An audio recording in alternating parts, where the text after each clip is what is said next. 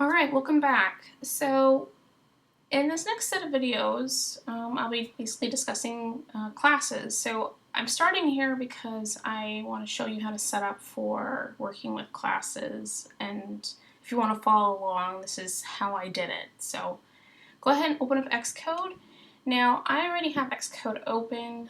I don't have the startup screen set up, but if you do, just click on a new playground. If you have it like I do, just go to File, New, and create a new playground. And then go ahead and name your playground. I'm going to name mine Intro to Classes. And the platform I'm using is OS 10. You can try the other ones, but if you just really want to follow along, definitely set up like this, because I know it definitely works. And go ahead and save it. Alright, so you should have it set up like this. Now, actually what I want you to do is I want you to go ahead and delete everything in here. And I want you to go ahead and do import foundation and import SpriteKit. Now, what is SpriteKit? Well, SpriteKit is a module that allows you to basically develop games. It gives you classes in which to create objects or sprites.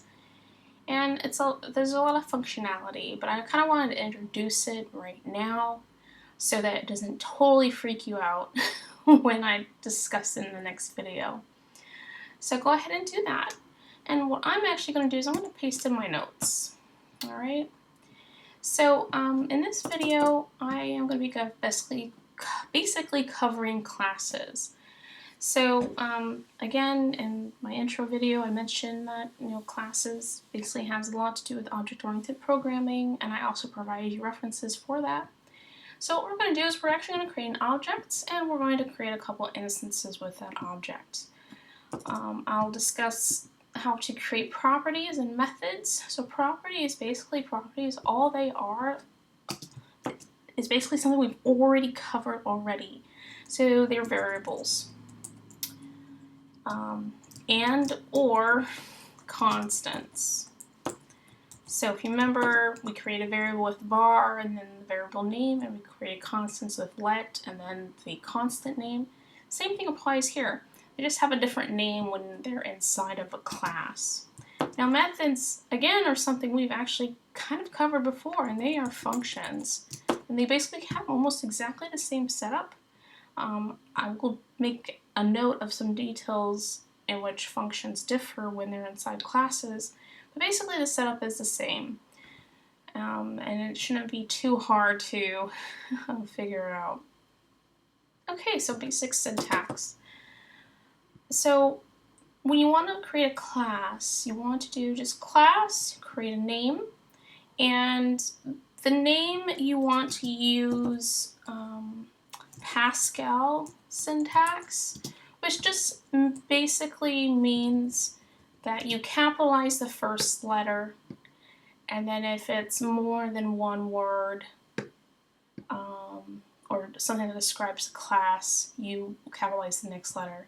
And usually these classes are nouns, so that we can, differentiate between a class and say a function, which, function, if you, create a function, you want to make sure it kind of sounds like an active verb or an action verb, where it can create some action. You want to indicate that in the title. The same thing with class. You kind of want to indicate that it is an object. So objects are typically nouns, right? Okay, so properties. Actually, let's go ahead and jump in before I discuss properties. So let's go ahead and actually create our own class. Alright, so I'm going to create some space here. Alright, so we go ahead and create our own class. And if you notice, Swift is really nice and awesome, and it kind of preps you for what you need to do. So again, we give the class a name, and then we add some properties and methods inside. So I'm just going to say create our very first class. Alright, so I'm just going to kind of introduce you to kind of what I'm going to cover in my next video. Basically, we're going to create shapes. So I'm going to name my class as shape. And inside this class, I want to define the basic default kind of attributes that a shape might have, that all shapes kind of share, right? So when we think about object-oriented programming, we kind of want to think of the very basic fundamental things that we want to define in our class. So let's go ahead and just give our shape a property, and we're going to name this property is going to be its name, because we kind of want to know what the property is. So because there's so many different properties, so many different shapes that we want to know what the name of that shape is, correct? Because it could be a circle, it could be a square, it could be an ellipse, you know, it could be a rectangle. We don't know. We want to know what the name is. So the first thing you do, of course, is variable, name, and then string. So again, when we say that a property is a variable, that means we can change the name if we want to. And then if we say let, and we change this to, I don't know, what would be something that you would want to be permanent? Let's just say its location at point X. So it will never change from this location. So basically when this class is set up, this will be permanent. So make sure when you are creating your properties that you take into account that if you want something to be permanent, that will never ever change, no matter what the instance of that class might be, then you will want to use either constant or variable. But in this case, I'm actually just going to use var, because I want to say, hey, the location at X might change. Alright, so I'm going to create a couple more properties here. I think that would be important, and I'm going to just write a width property, and this is going to be of type int. I'm going to create a property of color, because I want to change my color I want to give my shapes color. And then again, I want to have a location that my shape might appear in. Okay, so we have a handful of variables, and let's go ahead and see what our error message is. So we have a few error messages for each of our variables, and so basically our class is complaining because we have no initializers. So basically initialization is a step in the lifetime of an instance.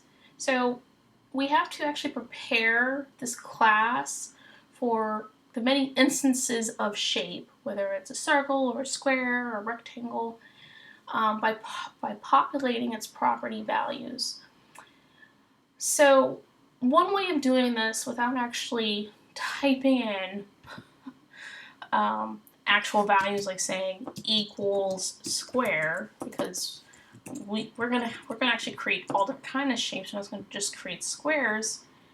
We actually need to initialize it, so we need to prepare it to actually receive something. If you notice, since I gave name an actual value here, a default value, Xcode has decided, hey, I don't need to actually put name in my errors because it actually has a constant. So that's one way you can stop the errors from occurring, is give everything here a value, but that's not really helpful in the sense that not every shape is named square, right?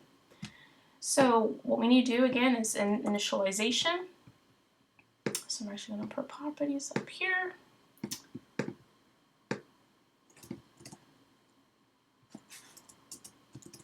And then initialization, so we need to basically prepare our properties to accept values while making sure that Xcode is happy. So how we do that is we actually do init,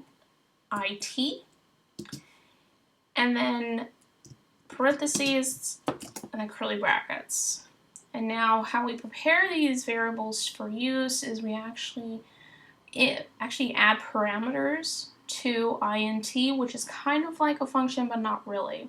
It just prepares these properties for use, but it kind of has the same functionality as a function. Kind of looks like a function, but kind of isn't.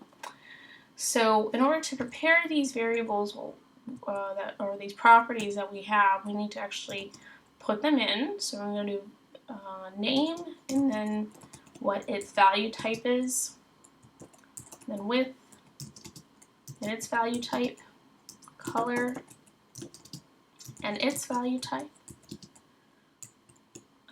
Actually, what I'm going to do is I'm going to do X and Y. I'm going to actually set a default location for these, because I think it just makes sense to set a default location so we don't have to worry about Xcode whining. If you notice, our error has disappeared, and we have an error down here, which is basically saying return from initializer without initializing all stored properties. So it's complaining that we haven't actually prepared these properties up here, name, width, and color. So let's go ahead and do that.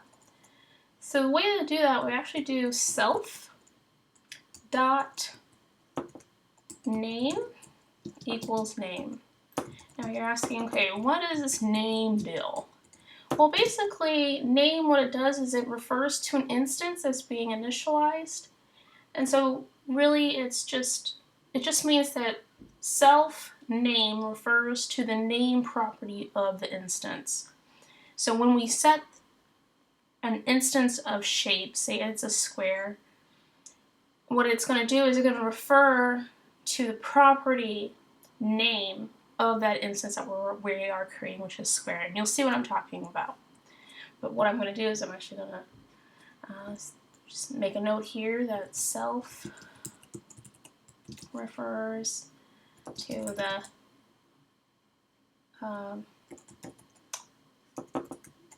specified property of the instance. Okay, so let's go ahead and do the other two we have left. So we do self width equals width, and color, self color equals color. Okay, so we shouldn't have any errors. Oh, there we go, no errors. Yeah! All right. Okay, so we have done that. So let's go ahead and create an instance, because I know you're probably saying, okay, what are you talking about this instance deal? Well, instance or instantation, or basically creating an instance of a class, it's actually what we're doing is we're creating a unique, how would I put it? We're creating, yes, something that's unique. We're creating an object that's unique. It's still a shape. It's under that classification of a shape, but it's something different. It's not the default. It has properties that are different from what is up here, which actually is nothing. So we're actually going to create something out of nothing based off of a cookie cutter setup, if that makes any sense. All right, I digress. So let's go ahead and create a green square. So, and how we do that, we want the green square to have all of these properties here. So what I'm going to do is we'll actually have a equal shape. Okay, but we have an error message. Okay, what's this error message? Well, it says, add arguments after the type to construct a value of type. So what it's saying is that I actually need to construct, I have to actually create this shape. And the reason why is because we have self, name, width, and color that we actually have to provide values for. So if we hit parentheses, you'll see that we have our properties that we created above that we actually have to fill in actual values. All right, so I'm going to call this, its name is going to be green square. And I want its width to be, I don't know, 200. And of course I want its color to be green, right? So we do nsColor dot, we should have green color, there we go, green color. So now I have a shape. And let's see if we can actually see this wonderful shape. Oh no, we can't, but we do have its properties. We know its name, we know its width, and we know it has a color. Okay, so actually what I'm going to do is I'm going to bring up my notes from here. Oops. Oh gosh, for some reason it's not working. All right. All right, so we've created one instance. Well, let's create one more instance because, you know, and if you're saying, well, okay, well, you created something, but you could have just, you know, said, okay, green square has this name and this width and whatnot. Well, what we can do is we can actually do another one. Do, hey, let's do blue square and have it equal the shape. And we have it named blue square. And its width is going to be a little smaller, and its color, of course, is going to be blue. Now, if you want to have some fun, how about you create one more square? Go ahead and put this video on pause and create another square of whatever color you want. All right. So hopefully you created your wonderful instance of another square color, whatever that might have been. Okay, so the next thing I want to kind of cover is that, of course, we have different properties. Up here we have actually stored properties, so we actually stored the name green square and the variable or the property name and width of 200 and the color, etc. The thing is these are all stored properties. They all store a value for an instance of, you know, whatever instance we created.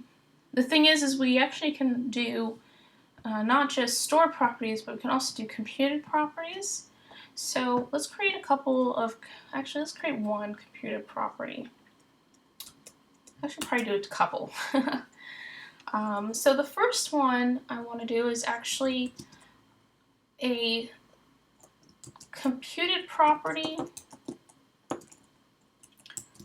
that's read-only. So say if you just, you know, want to find out, okay, I just want, you know, this set of values and I just want to know it. I don't want to, you know, edit it or anything. I just want it to tell me what I want it to tell me. So I think a really good example is, say, the point on the coordinate system. So we have x and y, so we want to know what that point is at any given time. Because say, for example, we are building a game or whatnot, and we don't remember exactly what x and y was set to. We just want to know, like, right away what it was set to. We don't want to change it, we just want to know. So this is actually a really great way to, you know, just get information straight out. Instead of saying, okay, here, okay, I'll show you. For example, if I wanted to know what green square's x was located, I would have to do green square x, and then I had to do green square y, and then I would have to, say, have that equal to x to actually read the value, and same with y, which wouldn't be very fun.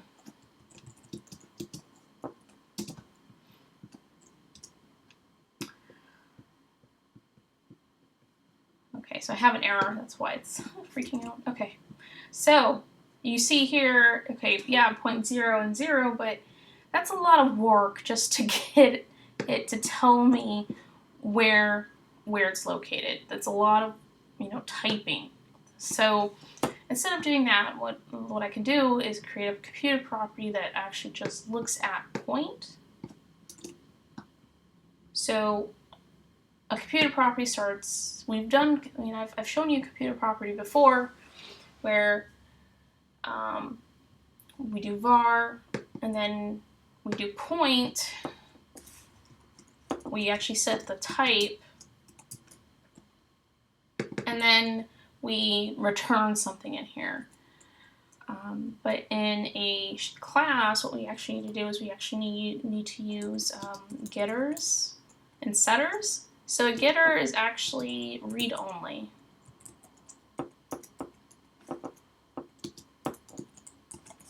Okay. Actually, I'm going to put computer properties here. And that setup is get and curly brackets, and then what it will do is it will return what you want it to return. So in this case, I wanted to return a very readable, a really readable format that we're kind of used to, especially in math and whatnot. So we just say, okay, what's your point at this location or at some location? And let's do a space here so we can actually see it. All right, so instead of doing, what I did before where I had green square dot x and blah, blah, blah, all I need to do is green square dot point. And what it should do is it should output the point at x and y. All right. Oh, another thing I wanted to bring up, I keep doing this. But one way to get at, which I think you kind of probably figured out, to access properties in general is basically we do dot notation. And this shouldn't be too unfamiliar. I've covered, in certain instances I've covered dot notation, but it also applies to classes. So basically I'm taking this instance green square, I'm saying, hey green square, what is your property point? And it's telling me, okay, that's at 0, 0. All right, so another thing we can do is, this is great for reading, just to know exactly where it's at. But say if I wanted to change this point location, say I don't want it to be at the origin, say I want it to be at some other area. So if I do something like this, 12, 100, what it should do is it should totally error out on me. And the reason why is because we can't assign a property point that is a get only property. So again, just to reiterate, if you use just a get in a computer property, it's just read only. You cannot assign it, a value. It just won't happen. So that does not work. So I'm going to go ahead and delete that. So just FYI. But we can actually set up a computer property that you can edit.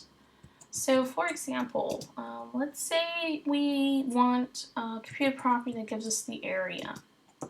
So again, we do something that's pretty familiar to us. And in order for us to get the area, we want to get the area. Say we just want to know, hey, what's the area of this shape? Well, what we can do is we can do get like we did above and return width times width. But say we want to supply the area and have this computed property update the width property, the stored property up here based off of the area.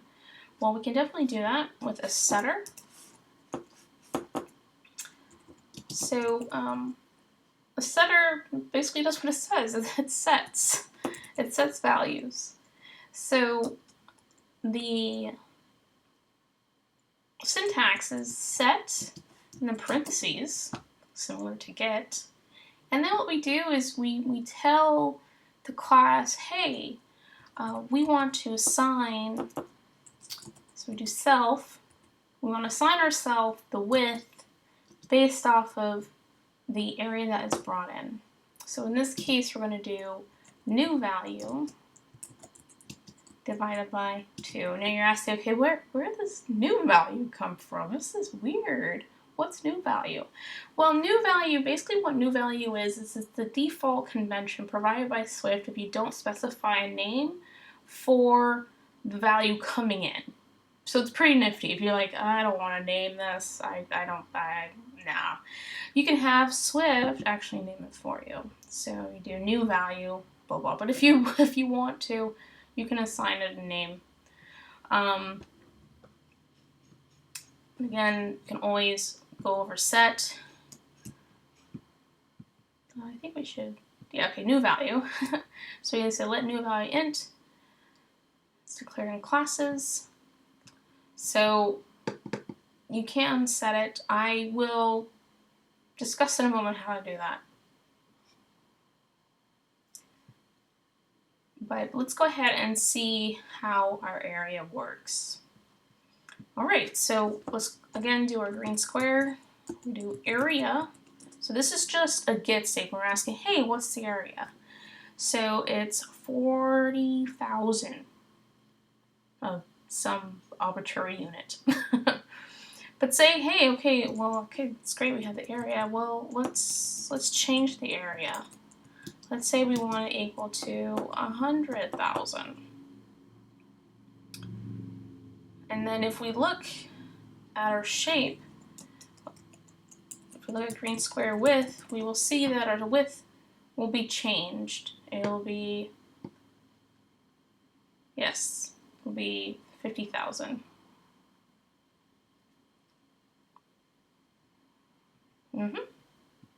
So there we go, we've actually changed our width. So that's the difference between a setter and a getter.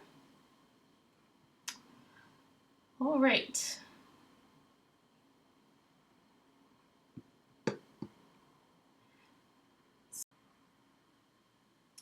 All right, so I realized I made a mistake here and copied the same notes. So I'm going to delete that. I'm actually going to copy this one up because this is actually what we did up here. We actually created some instances. So there we go. All right, so that's done. So I actually wanted to show you really quickly that you don't necessarily have to use the default convention that Swift provides for any values that come into the setter. So actually what we can do is we can say, hey, we want the value that comes in for the setter to be some name. So we're going to say new width. So instead of using this default new value, we can actually make it a little bit clearer and say, hey, we want to say new width. It's a new value. So you should see that, you know, everything does pan out and we have exactly the same values and results that we got below. All right, so we've covered quite a bit so far. What's the next thing we're going to do? So let's go ahead and play around with the properties that we've set for our shapes. So we have the green square, we have the blue square. We already have some lovely values that we set for it. I'm going to create one more square here. I'm going to call it this. And now I kind of wanted to show you some default. Actually, no, I'm just going to create one. You can play around with this. See if you can, you know, create a shape that has a default. So change like one of the properties up here to equal a default value, like say our X and Y, and see if you can change it. So I'm using this cayenne, I believe that's how you pronounce it, square. And I'm just going to create a new one here.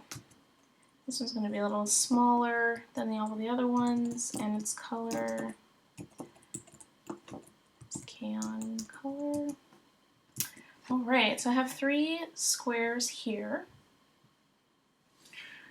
Let's see here. Oh, that's what I forgot to do. Alright, so methods. Methods, basically what we do with methods, we actually add a behavior functionality. Again, I said that it looks like a function. So let's create a method here. Let's do a method that calculates the parameter for us. Because, I mean, I don't know about you, but I'd rather have the computer do some math for me. So let's do a method that will calculate the parameter. For some reason we need it, so we're going to have it calculated for us. So it's not going to accept any parameters coming in. And this is actually the reason why I kind of want to introduce methods in the first place, in the sense that yes, you set up a method like you do a function, but some things don't apply. For example, if this was a function outside of the wonderful class, we would actually have to enter in the parameters, width and blah blah blah to actually do this. But the thing is this function, since it's inside of this class, basically it has access to everything inside of it. So therefore its scope is within this class. And within this class it can see name, it can see width, it can see color, it can see X and Y. It can see all of this stuff in here. And but if it was outside of this function, it wouldn't be able to. And you can play around with it. If you pull this function out and try to access X, you wouldn't be able to because it doesn't see it. So knowing that this function, calculate parameter, can see everything up here, what I'm actually going to do is I'm going to have it return 4 times width, which would be the parameter. And you notice I don't have to bring it in because it already knows that it has access to it. Let's test out our calculate parameter. So let's do blue square parameter.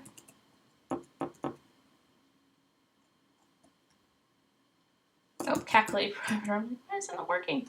And you see it equals 400, which is absolutely right. Yes. All right.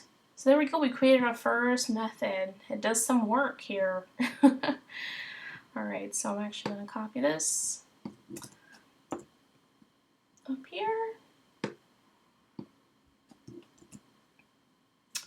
I'm going to move this, access properties, with dot notation here. Go ahead and delete this. And now let's have some fun. This is the reason why I actually brought in SpriteKit, is kind of to have some fun with this new shape class that we have here that provides us with some functionality where we don't have to type too much. Because we already have, a green square, a blue square, and our can square. So let's go ahead and create a shape. Let's draw a shape with the properties of our squares.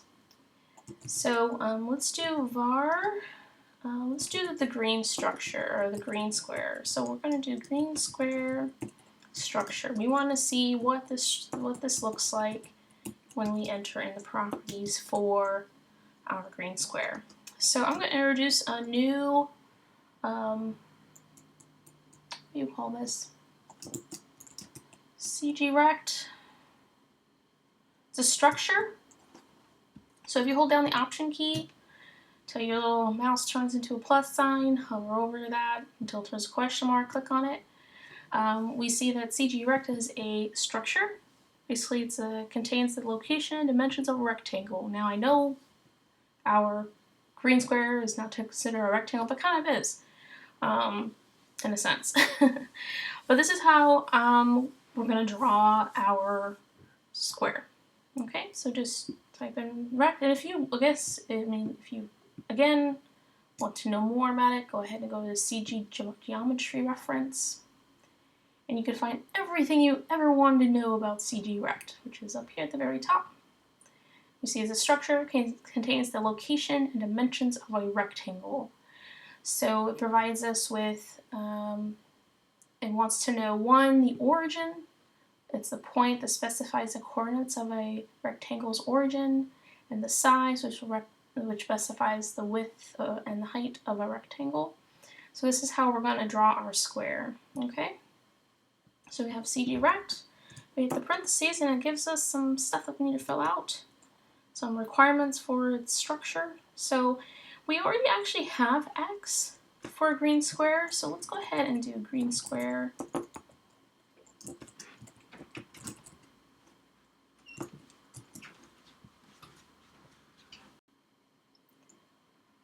Let's go ahead and add our value for Y.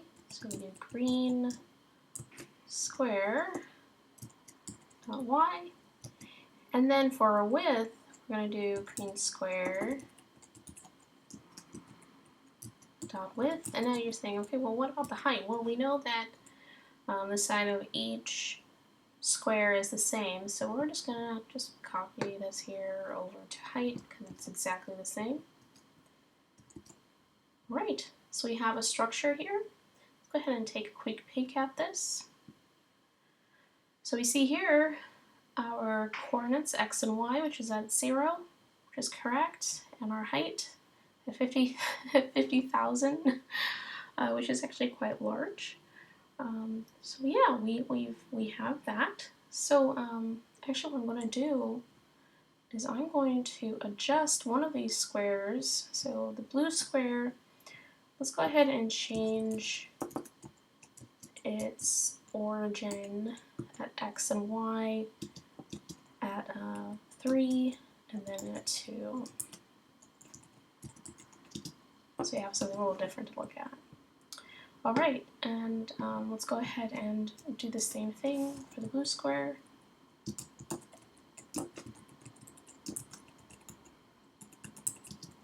Just have it equal to CGRect. Fill in the values, so it's blue square, x, blue square, y, blue square, width,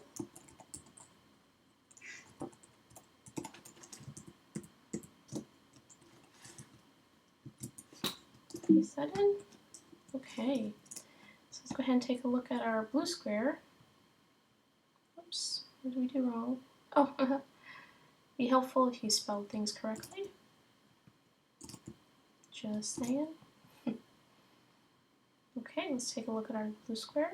And there we go. We have our blue square at 100, and its origin at 3 and 2. All right.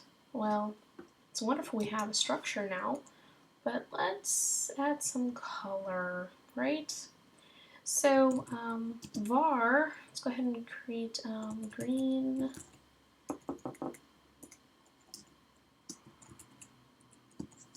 square. Let's do live. That sounds fun. And now I'm going to introduce a new method.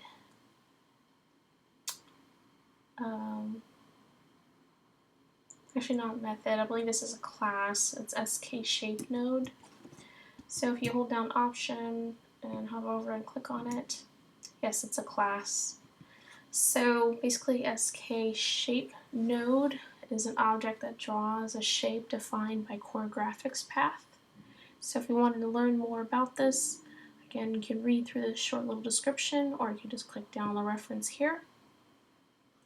And basically, it'll tell you exactly what you need to know about it, but basically it allows me to get access at a couple of properties such as fill color, stroke, line width, glow, stroke color, things like that. And what I'm really interested in is actually this fill color property.